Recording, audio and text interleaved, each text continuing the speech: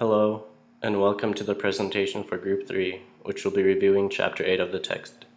Chapter 8 covers the topic of technology for control, social business, and big data. As the world moves forward with technological advances, people have learned to utilize these new developments to make life easier, both personally and in the workplace. Organizations and businesses today need to be able to adapt to new technologies and practices or risk being overcome by competitors. Businesses now have added capabilities to interact with customers or employees more efficiently with the use of new technology, and are also able to use this new technology to compile data which will look at developing trends that the company could use to get ahead.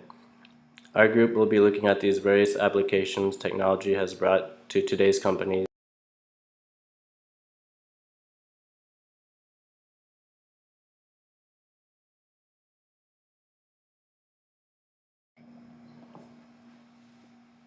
We will be looking how social media has increased the capacity for customer interaction and crisis management, marketing, company updates, and external communications, and their role with their increased capabilities with technology, the concept of big data and data mining to look at developing trends, how technology has influenced internal communications, and how it can be utilized for hiring and human resources purposes. Before we get into the heavy stuff, here's a light-hearted video showing the extent which technology has invaded the lives of today's population.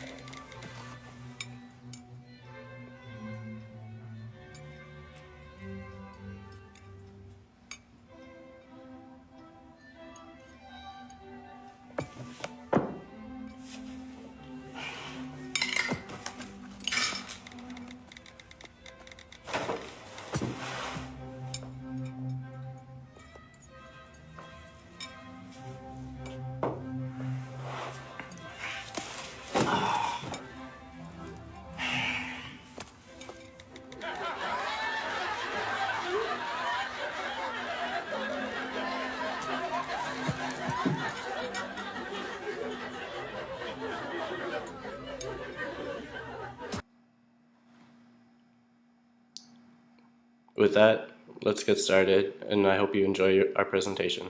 Thank you. Hello everyone, my name is Maria Johnson and I will be discussing the business application of social media for customer service and crisis management. To begin, I'd like to start with the history of customer service, and I could go all the way back to the 1800s with the invention of the telephone, but I will fast forward to the 70s and 80s with the breakthrough of IVR. IVR stands for Interactive Voice Response, and this is essentially the automated voices we still hear today. In 1989, call center outsourcing was finally considered a formal customer service strategy, although the idea actually originated in the 60s. Outsourcing customer service operations became standard practice for companies searching for cost-effective strategies. By 1996, the internet had been around for about 5 years, and internet use and instant messaging had grown enough to allow businesses to utilize email and one-on-one chat to personally interact with customers. In the early 2000s, customer support software began to emerge, and by 2008, customer-oriented businesses saw an opportunity through social media to connect with both happy and unhappy customers in a more personal and very public manner. This opportunity through social media has become more than just a platform for marketing and advertising and PR and corporate communication. According to the 2016 Sprout Social Index, 90% of surveyed consumers have used social media in some way to communicate with a brand. Over a third of them said they preferred social media to the traditional channels like phone and email. Social media is one of the most public ways that a brand will interact with people online. Followers will be vocal, and prospective customers will be watching and making decisions about whether they'd like to do business. To show just how big of an impact social media has on a brand and its consumers are these surprising statistics. 67% of companies believe that social customer service should be a major short-term priority. 40 to 20% is how much more consumers are willing to spend once they've had a positive interaction with a brand.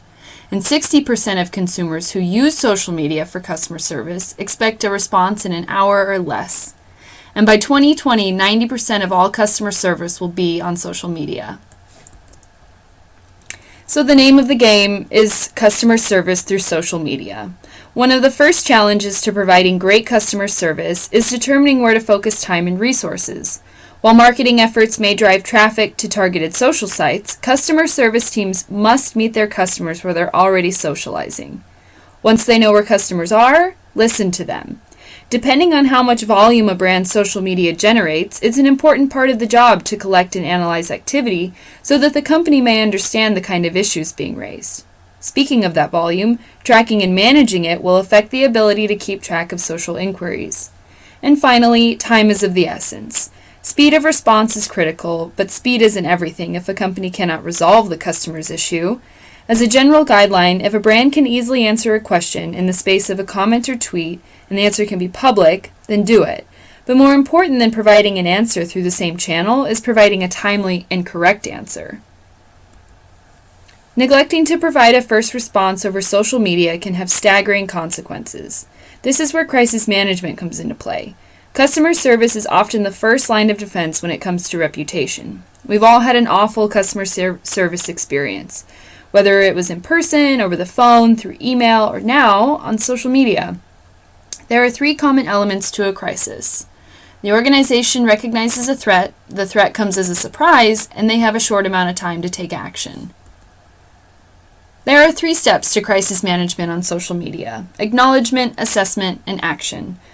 The first step is having an awareness when there is a crisis that affects the company. Whether it's a bad batch of product or another mistake that has people angry or upset, do not wait for it to spiral before addressing the issue. That's where the next step comes in: assessment. The crisis plan should contain some type of way that employees can assess the crisis. By listening and understanding, the team can gauge where they need to start. And then action. Stop everything. Stop all scheduled posts and social ads until there is a proper plan in place. The last thing a brand wants to happen is giving off the impression that the agenda is to promote the product and increase bottom line in the midst of an emergency. This is especially important if there is a responsibility to keep the public informed. Taking action in the form of being human, informative, and tonally appropriate can ensure that a brand has some influence on steering the direction in conversation. Crisis planning should be a part of any social media engagement strategy. I'd like to conclude with 2 quick examples of good and bad social media customer service and crisis management in action. The first bad example occurred with United Airlines when Flight 3411 was announced as overbooked. The company decided to choose passengers randomly. 2 passengers left and 1 refused. He said he was a doctor and needed to get to his patients. When he refused to leave the plane, he was forcefully dragged from his seat and struck in the process. The crisis started when a cell phone recording of the incident was published on social media. The statement on the right is the CEO's apology for having to reaccommodate the customer. This statement provoked a new wave of crisis. United's social media audience accused them of being disrespectful and misidentifying the cause of the problem. United was aware of the crisis, quick to respond, acknowledged their responsibility in keeping the public informed, but failed to remain sensitive, informative, and tonally appropriate in their actions. And finally, a good example of crisis management. Earlier this year, GitLab's developers accidentally removed clients' data from their database. Several backup attempts failed, and GitLab.com was unavailable for 18 hours. The crisis started the moment GitLab announced the issue through social media. They gave a detailed explanation on how they planned to fix it, and after the incident was solved, they published the lessons they learned. The issue was so serious that GitLab asked the professional community for help. They restored access to the data in a live format so that everyone could participate. In conclusion, I'd like to review the main components of successful social media customer service and crisis management. For successful customer service, it's important to be where customers already are. Listen to them and gather information on what they're talking about, and respond timely and correctly. A similar set of steps can be applied to crisis management. Acknowledge the crisis, understand and implement the crisis plan, and take appropriate action. Hello, My name is Joe Burns, and I'm presenting on the use of social media in marketing. So, social media marketing is defined as a process by which companies create, communicate, and deliver online marketing offerings via social media platforms to build and maintain stakeholder relationships that enhance stakeholders' value by facilitating interaction, information sharing, offering personalized purchase recommendations, and word of mouth creation among stakeholders about existing and trending products and services. Social media marketing provides a level of engagement and precise targeting far greater than traditional media and helps marketers fulfill the primary objectives of marketing, which are discovering the needs of customers and determining how to satisfy those needs. So social media marketing differs from traditional media marketing in that instead of promotional messages being received passively like they are in traditional media, in social media, the receivers are active, and it's the hope of marketing managers that recipients will receive and act as evangelists for their brand. User-generated content is relatively inexpensive to create, publish, and access, and can deliver nearly instantaneous response. And here we have an example of user-generated content with a tweet of an Ole Miss locker room picture decked out with Nike branded equipment. This content was generated by an end user instead of a marketing executive and helps promulgate the brand through the inclusion of the Nike hashtag. In 10 hours, this user generated 48 favorites and 6 retweets of the original post. And that's pretty impressive reach of Nike's brand without having to pay for it. The big breakout in social media marketing as a tool that businesses could actually use began in November 2007, when Facebook first allowed businesses to create Facebook pages.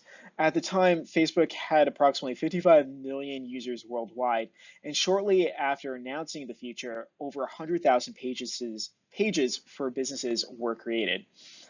Around the same time, Facebook started its social ads program, allowing companies' pages to purchase promotions that would show up in the news feeds of people within their target audience. Worldwide, social advertising spending has been increasing. In 2016, nearly 31 billion US dollars were spent on social advertising. And on the right, you can see data on the advertising revenue of selected social networks in the United States. In 2016, Facebook generated nearly $12 billion in social media advertising revenues and is by far the largest player in social media with over 2 billion users.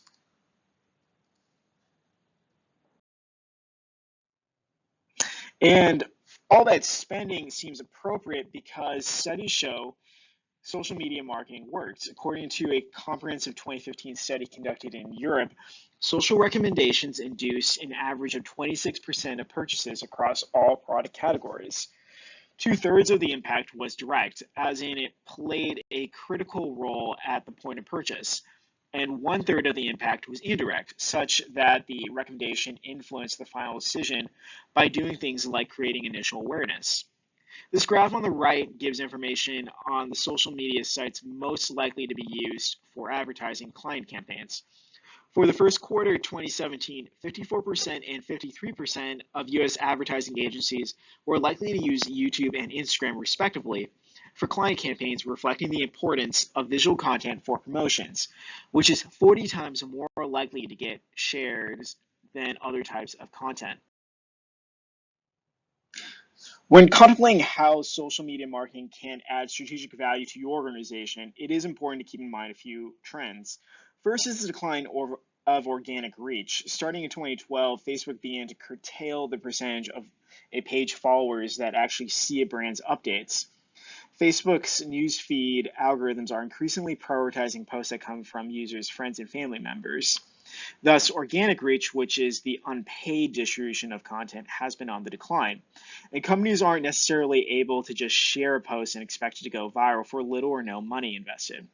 With that trend, there is increasing reliance on paid advertising on Facebook and other platforms. However, more of that advertising can be targeted with great precision, not just on specific demographic groups, but on audiences that are likely those of competitors as well.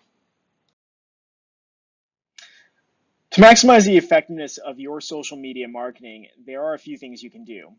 One is the use of employee advocacy, which is inviting coworkers to share brand messages on their own social media accounts as a way to further disseminate marketing messages to a wider audience with less cost. Studies show that employee posts have 8 times as much engagement and are reshared 25 times more frequently. Lastly, there is more emphasis on the increased use of user-generated content, where promotions start with the end user of products as opposed to the company. User-generated content is a way to build ties with customers while leaning on users for crowdsourced inspiration and creativity at the same time. It's also a way to get around platform algorithms that limit the reach of posts from companies. Inspiring user-generated content can be tricky, but one way is through the use of contests. For example, Hootsuite, which is an online marketing application, ran its hashtag I Work From Here campaign to highlight how the Hootsuite app lets businesses manage social media on the go. And they received more than 1,400 entries to win round-trip flights anywhere in the world. As a result, 2.2 million people a day saw these posts, and that translated to more than 2,000 new mobile users. These campaigns aren't without risk, but careful execution can help further disseminate a brand's message. Hello, my name is Blaze Brooks, and today I will be taking you through the business applications of social media on internal communication. So there are two major differentiations in types of internal communication. On the left we have horizontal versus vertical internal communication. For horizontal communication, this is communication between coworkers of the same level of hierarchy. And then for vertical communication, there's both downward and upward communication, and this communication that flows through the chain of command. So like upward communication would be you talking to your boss, and downward would be the boss talking to the frontline employees. The other differentiation is informal versus formal. Informal is like rumors and sort of like other news that isn't directly recognized by the company. So for instance, an example of informal communication would be you finding one of your coworkers on the Tinder account, because that's not recognized by the company. A formal communication would be like communication through a Facebook that is run by the company or an intranet that is run by the company. So the next portion is how can we use social media to successfully communicate between employees in a business. To start out, really, what is a social business? A social business is a business that uses social media to communicate between its customers, its stakeholders, and its employees. But for the purpose of this section, we're just really going to talk about how the employees can use social media to communicate. For this section, we're going to use Nokia as an example. Nokia uses Blog Hub, Instant Messaging, and Video Hub as social media mediums to communicate between employees all across the globe. The reason why social media is such a good option for this is instead of meetings where everyone has to be available at the same time, social media, with instant messaging, you can check, after you're done with your daily tasks, and really allows sort of a fluid movement of information throughout the company. Also, another bonus of using social media is that you can sort of supersede the chain of command, and you don't have to directly go to your boss or have your boss, ask the expert. You can go on a blog and ask a question, and the expert will directly respond to you, which is really a great way for the tactic knowledge to get shared throughout your company. And tactic knowledge is knowledge that is hard to write down, so you can't really just include it in an SOP. It's more knowledge that's like dynamic, so asking a specific question or videos are a great way to share this tactic knowledge throughout your company. Another bonus of social media is expert locator systems. Expert locator systems allow you to search a specific category, and it will produce the experts in that category that are located within the company, so you can ask your questions, and you know you're going to get an answer from an expert who knows what they're talking about. So the next step in using social media for internal business communication is to really analyze the communications themselves, and this is with social network analysis. In our previous example with Nokia, people would create blogs and videos and post them up on the internet within the company. Well, social network analysis would pretty much stalk the employees of the company and see who is contacting who on the blogs. If somebody posts up a video, it would be how many hits did that video get, people rewatching the video because it's valuable information, or are people commenting. Social network analysis is a way to really understand the relationships within your company and determine really who the natural leaders are and the information hubs based on quantities of communications and who is communicating these leaders and information hubs. So overall, social network analysis really creates a general structure of the social network within your company. And this can be used to determine if your company has a functional or dysfunctional network structure. In conclusion, using social media for an internal business communication can increase the effectiveness of the communications themselves. Social media is fast. You can make it personable with videos. It's geographically impervious. You don't have to be in the same spot. And for a lot of us, it's simple because we use it every day. The next step would really be the network analysis, which allows a company to determine who the natural leaders are, who the experts are, and if their communication network within their company is functional or dysfunctional.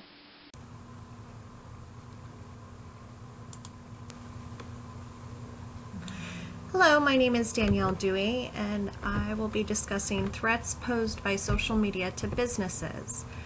We all know what social media is, but many of us don't realize how threatening social media can be to an organization's health.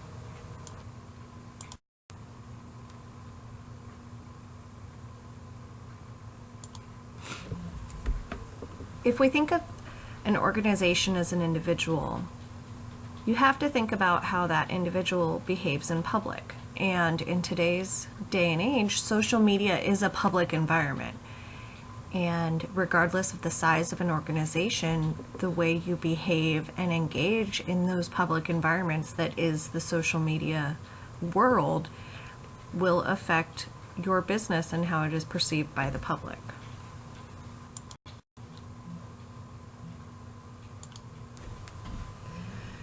The history of threats to social media. So I know that everyone has discussed a little bit about the history of social media, but I found this graphic in an article from the Journal of Computer Mediated Communication, and I really love it because when people think of social media today, we generally think of Facebook and Twitter and Snapchat and LinkedIn, but really there are so many other social networking sites in the short history of social media. I can look here and see that I had memberships to several of these that are completely archaic now, such as Tribe.net or MySpace, and most people don't even think of Flickr or YouTube as a social media environment, but they are, and they're all places where consumers can discuss your organization's brand, or employees, current, future, or past, can talk about your organization's brand, and where you as an organization can reach out and either promote your brand positively or hurt it.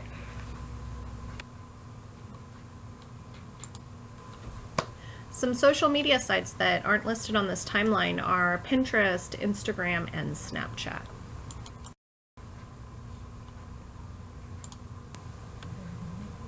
How is social media a threat?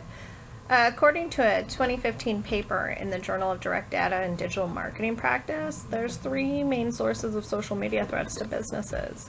Threats from consumer-generated content. So these can include things like Yelp reviews or Google reviews where a consumer will go and just bash your product or service and influence future consumers negatively towards your product.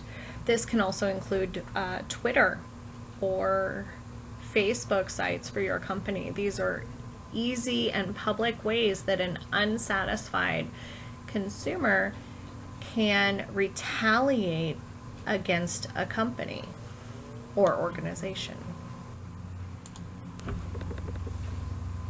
The second type of threat that social media can pose to businesses are threats from employees' posts. These can include postings to websites such as Glassdoor.com, where an employee can rate or review the quality of a working environment or the salary scale, and with regards to different companies that can influence whether individuals will want to work at those companies in the future. This can also include examples like the individuals that posted a video at a fast food restaurant of violating health code standards and posted it to YouTube.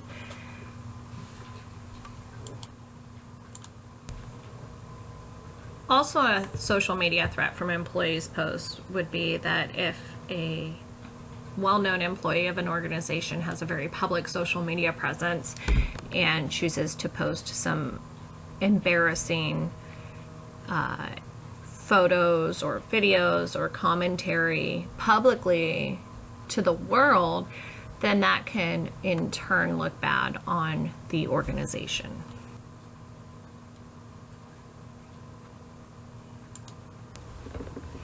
The third type of threat that social media can pose to a business is the threat from a lack of a team or policy that is dedicated to the subject of social media within an organization. So if a global crisis occurs or a publicity issue, then an organization needs to have something in place to handle that and react to that appropriately.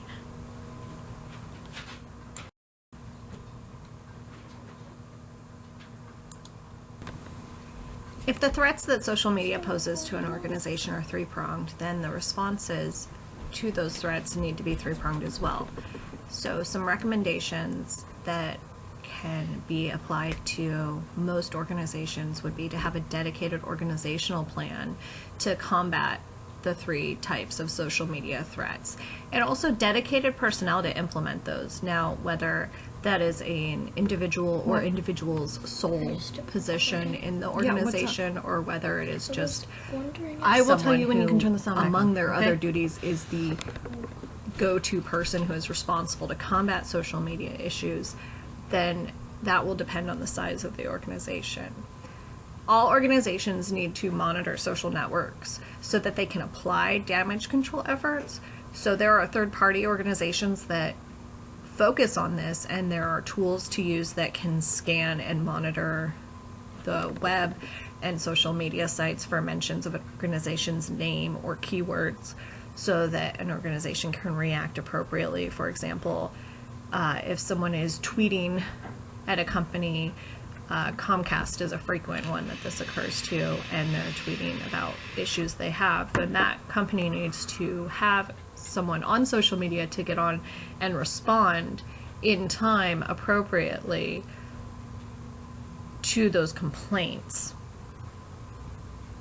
Organizations also need to have a very stringent policy for employees regarding social media so that the employees within a company or organization do not violate any insider trading laws or standards as far as what, if that employee is a public figure within the organization, what they're allowed to post publicly, social media.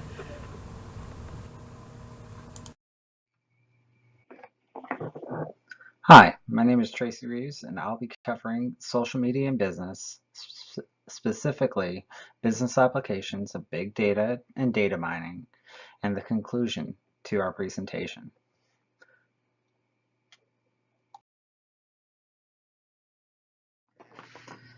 So you might ask yourself, what is big data? Big data is data that extends the capabilities of the modern IT environment, or as our text defines it, one of the hottest terms in IT. It is information that is gathered and garnered through many different forms, stored and utilized for businesses to be able to create and reach their customers in new ways. It also allows them the ability to understand nuances of their customers that they may never have been able to catch up or catch on to otherwise.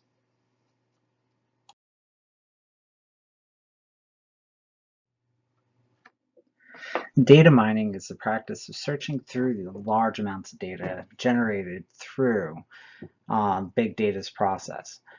And this data can be mined through or sorted through using computer algorithms or different search methods. Boolean expression would be one way that internet search engines use to go through the big data and find useful or meaningful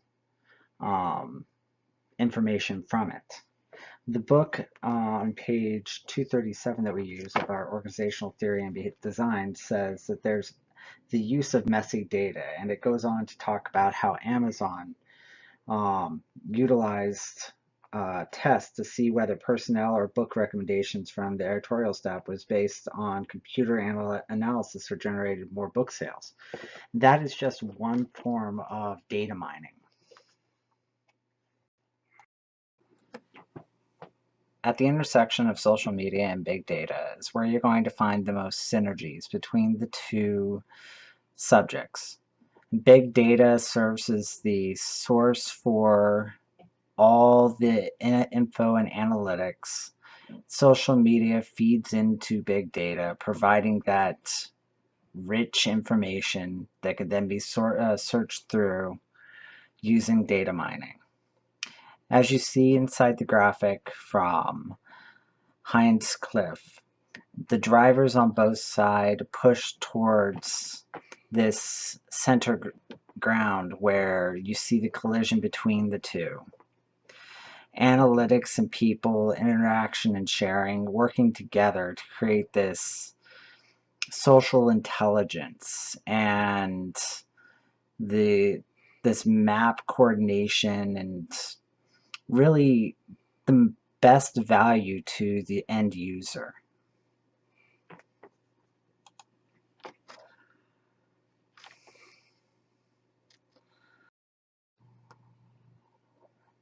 So to summarize what you've learned, social media is a tool that can be utilized by all companies, big or small, to reach a greater percentage of their market demographic. However, there is some risk. Social media can also be utilized as a tool in crisis management to help reach a large number of users quickly. Social media carries a risk that can be mitigated but just like any tool, can be abused. Big data and data mining serve to provide the information that decision makers can utilize from the mountains of data that's gleaned through the utilization of social media tools and platforms. I hope you enjoyed our presentation, and we look forward to your feedback. That's Group 3. Have a good day.